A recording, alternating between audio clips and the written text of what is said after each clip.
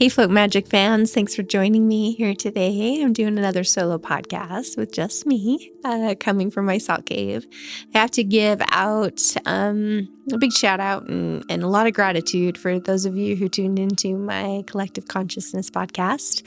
I've actually had a lot of feedback from that, a lot of people telling me how they've shared it with their teams, how it really struck a chord with them. And so I'm really going to attempt to do more of that. And that's what today is about.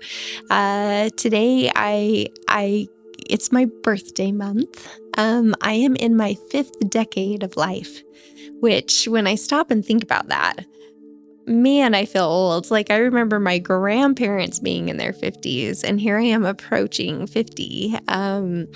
It's really remarkable to think about me addressing that age right now. And with that comes all the reflections back of all the things I've done to get me where I'm at. And I know a lot of times on my other podcasts, I've talked about the history of float magic and how it came to be. But I'm going to get a little bit more personal here in this one and just talk about the giants that came before me and those people that really paved the way for me to be where I am today, and the gratitude I have for everything that I've lived through. We've talked a lot on recent podcasts about some trauma. We're specifically addressing initiatives in our community that face trauma and trying to figure out how to best help people recover from different types of trauma, who have to show up in their jobs as first responders or mental health professionals, and in our teens, how the trauma that they're dealing with after the pandemic and the change in our whole world around us. I mean, we've had a shift. We've had a complete shift in the way everything is done, and nothing is as it was pre-pandemic. Even our money system and our markets and our cars, like who would ever think cars would sell above MSRP off the floor? Like it's really fascinating for me to think about. But when I think back to the giants who came before me, and I'm referring to my grandparents, and my family, my great-grandparents. I was lucky enough to get to interact with my great-grandparents. They were still alive when I was a young girl, and they lived through some pretty horrific times in the early 1900s, through the Dust Bowls, through the Great Depression, through the all the things that made them who they were, and the crises that formed the strength that they were. But I have one grandfather that's still living. Maybe I should have him on my podcast sometime. He's 93. He's a deep well of wisdom, almost living a century on this earth, really seeing a lot. He actually was raised as an orphan in the Great Depression. So he was in an orphanage in the mid-1930s. You can imagine that and how hard that was when food was hard to come by and homes were hard to come by and shoes were hard to come by. As an orphan, he went through a lot. But the beautiful thing about his story is that he didn't let any of that harden who he was as an individual. He was the most giving, selfless man I've ever known. I watched him my whole childhood show up for other people. I think that's where, and so did my grandmother, that was a lot by his side. They just showed up for people. If somebody was sick, they took them food. If somebody needed a ride, they gave them a ride. If somebody needed a help or a handout of some sort, they found a way to help them out. And that kind of community that was a very personal one-on-one, not in a big grandiose way, but just that personal one-on-one process of helping your fellow neighbor really made an impact in me as a young child, witnessing that. And in listening to the stories, I'd listen to stories that my grandparents would tell. Not very many. My grandpa is now telling a lot more stories of his life, realizing the wisdom and telling us about the hardships. He always wanted to kind of hide that from us. He didn't want us to know all the horrors he lived through. And he's starting to share those now. But as a little kid, it was very surface level, but it was still impactful to listen to the stories that our grandparents shared of their hardships and why, as adults, they turned around and helped people. I had two grandmothers that were very, very unique. One was highly religious and the other was highly spiritual.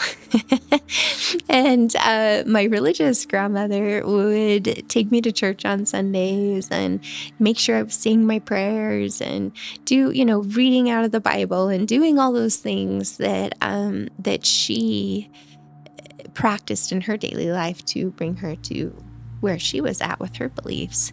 And then my other grandma, instead of going to church on Sunday, we'd go riding horses in the hills, or we would go up to the mountains and go crawfish, and or just fishing for that matter.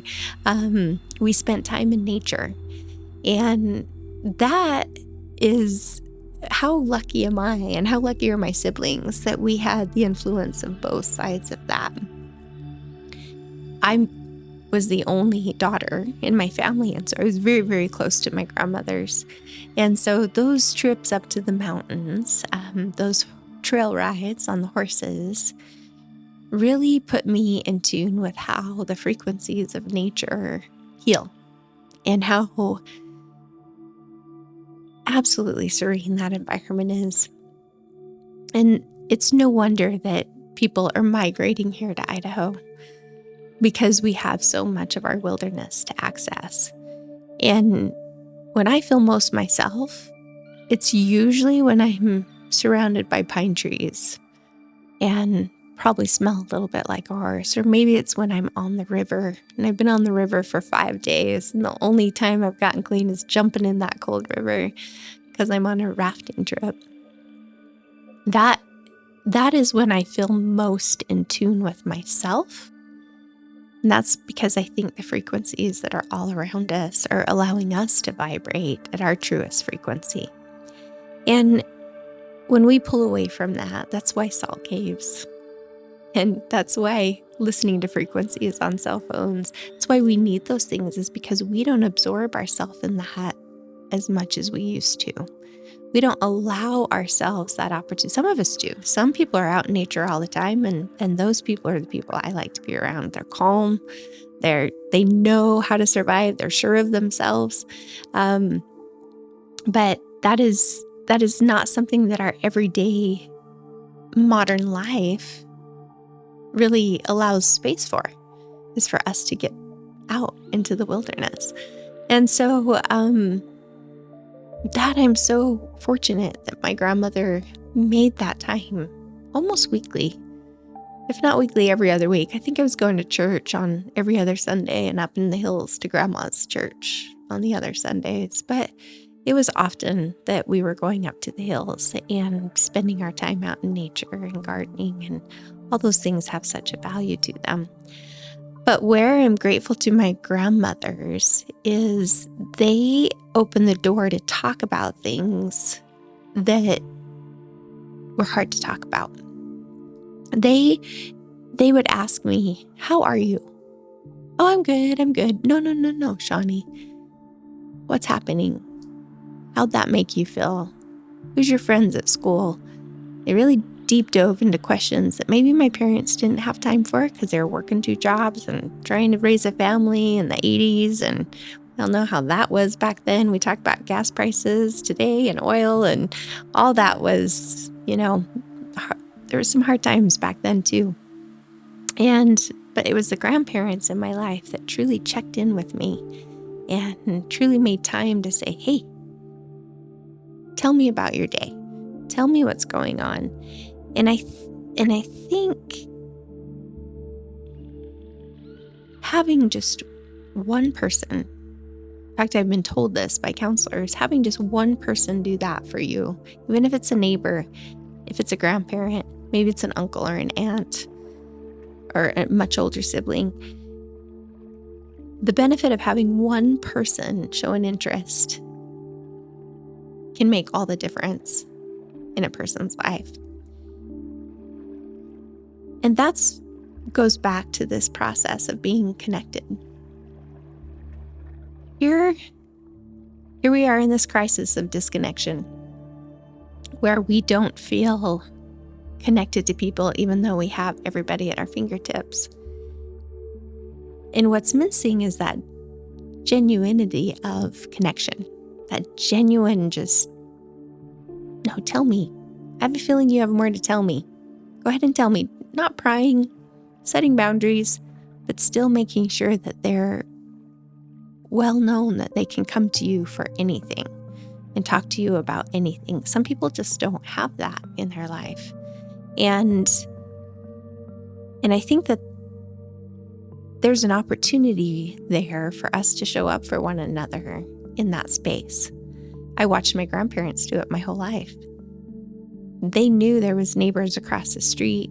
The kids were coming home from school that didn't come home to parents, latchkey kids. I didn't come home to my parents. They were home eventually, but I always knew I had neighbors across the street. My grandparents were just a couple blocks away. But they were constantly looking out for each other and one another. And when I think about what's missing in modern society, I think it's that. I think it's we don't see people out in their yards anymore. We don't see people migrating to and from their house because we just don't see it. People don't walk as much. A lot of people use their cars.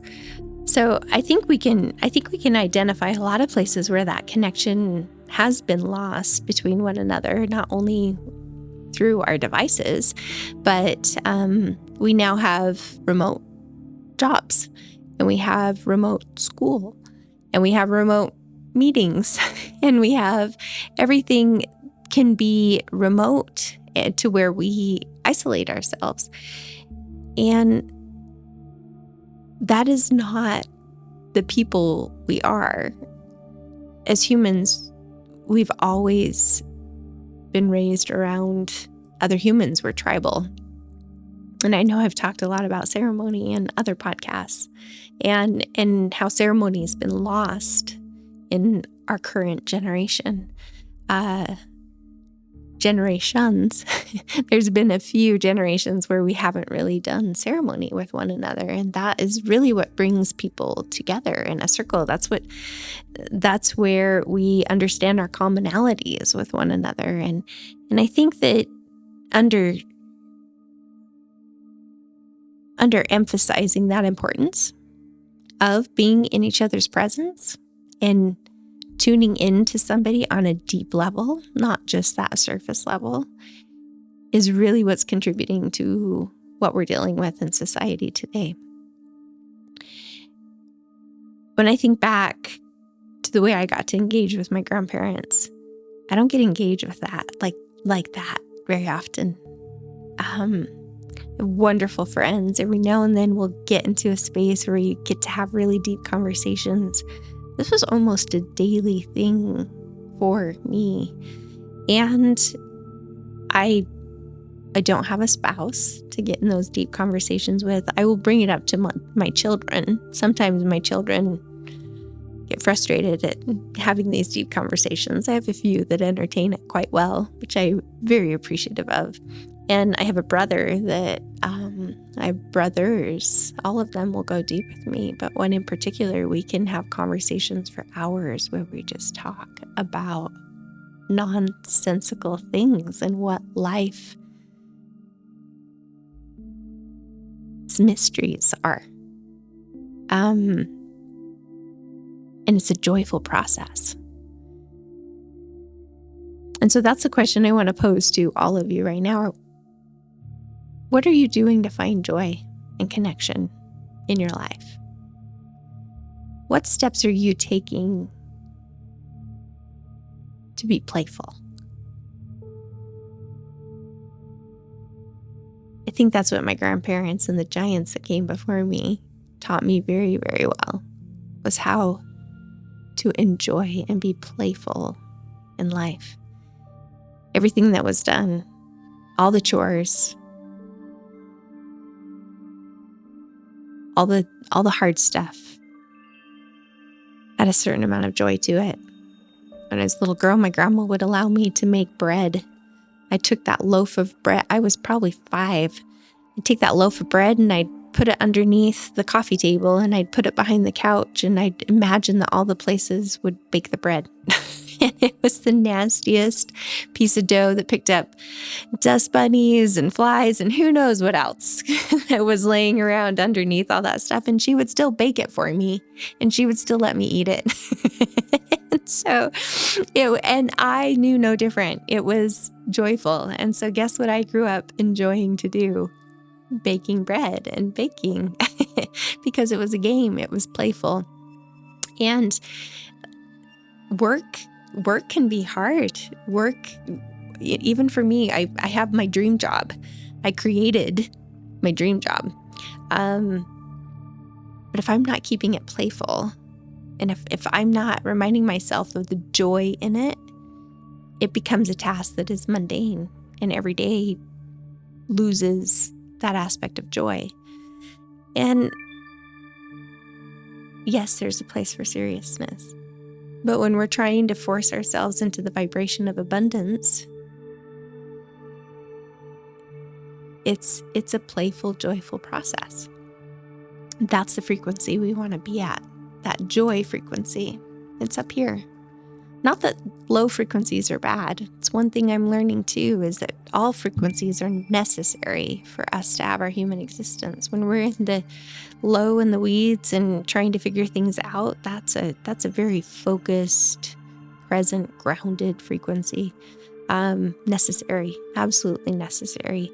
And then when we're high in the fun and the thrills and the joys of life, also a very necessary frequency. And fluctuating between the two is just what we do as humans. When we need to start looking out for one another is when we're too far in the low too often, and even when we're too far in the high too often.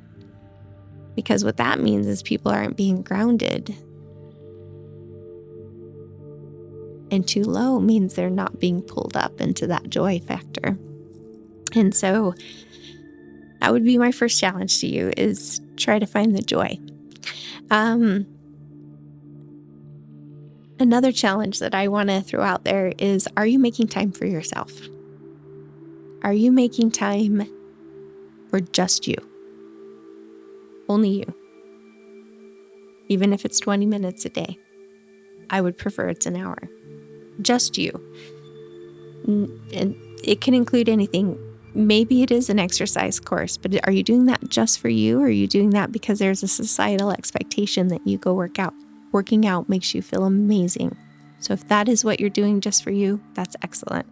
I've actually taken a whole shift on my exercise regimen lately because, I've been to the point where I've done bodybuilding competitions. I lift a lot of weights. I've fluctuated back and forth with my weight my whole life. And I'm back in that space of not being overly happy with my weight due to life challenges and life things that have arisen. However, I'm taking exercise in a completely different tune. It no longer is something that I feel like I have to do so that my body is where I want it to be. It is something that I want to do so that my body is a perfect vessel for housing my spirit.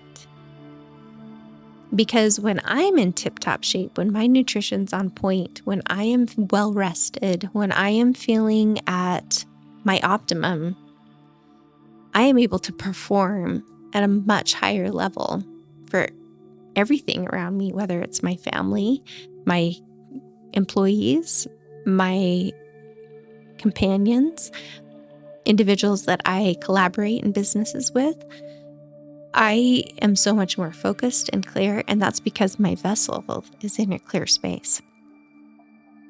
And so exercise has turned from almost a punishment type energy to, I love my body, and I am extremely grateful for the space that I get to take it in, and for the way my body has shown up for me in all the ways it has. Not only has my body successfully delivered 4 beautiful children, my body has taken me up mountains. My body has taken me through the ocean. My body has taken me across valleys that are vast and wide and beautiful. My body is the source of my joy. And so taking care of that vessel should be a great priority for me. And that's what it is now. And then the third question that I want to ask all of you: are you showing up for the people you want to show up for? Not the people you feel like you have to show up for, but the people you really want to be spending your time with. There's a mode we get in of obligation. I think I spoke one time about roles. I was playing a lot of roles for a long time. In different decades of my life, I've been playing different roles. And maybe I'm in a role right now, but I feel a lot more authentic in my space than I've ever been. And that's because I'm being a lot more vulnerable in the process that I've gone through. But I'm also choosing how I spend my time a little more wiser these days. And I think it's safe. There's safety in us telling ourselves we don't have a choice. We just have to show up like this because that's what's going to keep me safe, and that's what's going to keep the paycheck rolling in, and that's what's going to keep everything where it's at in the balance. But what happens when we're constantly trying to balance that for everybody else? We lose ourselves. We lose the opportunity to really identify the ways we want to spend our time in bringing us joy.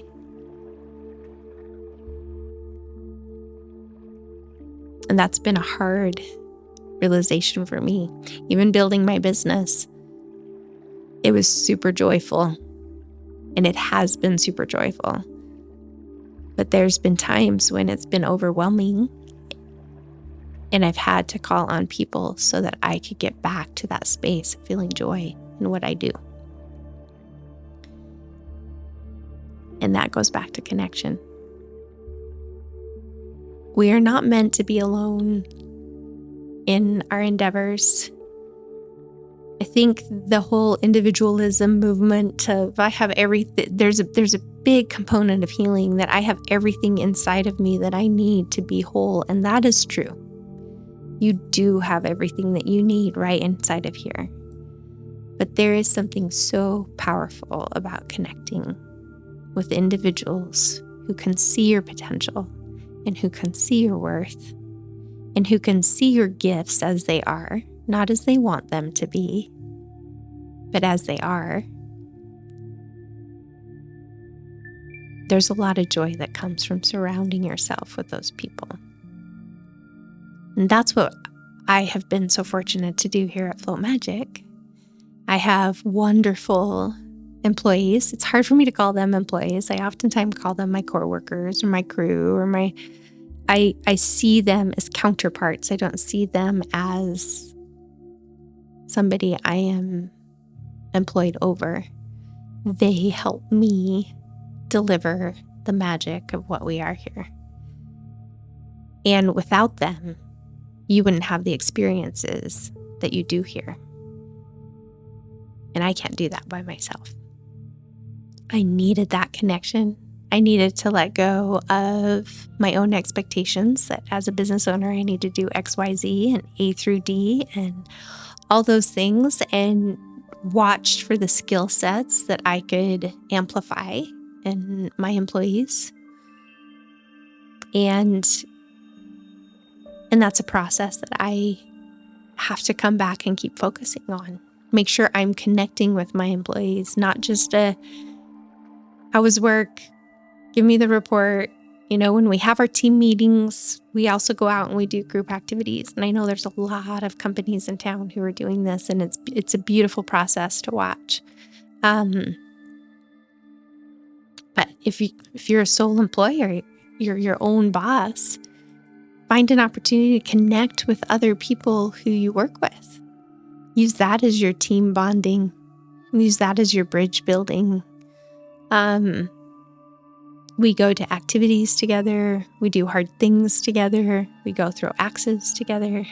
We've considered riding horses together. Guess you made that suggestion. It's an opportunity to really break down barriers and really get to know somebody as they are, not as we might perceive them in our own mind to be. So this was a little bit of a Ramblers podcast, but it is my birthday month. Just kind of wanted to talk about some things that were on my heart.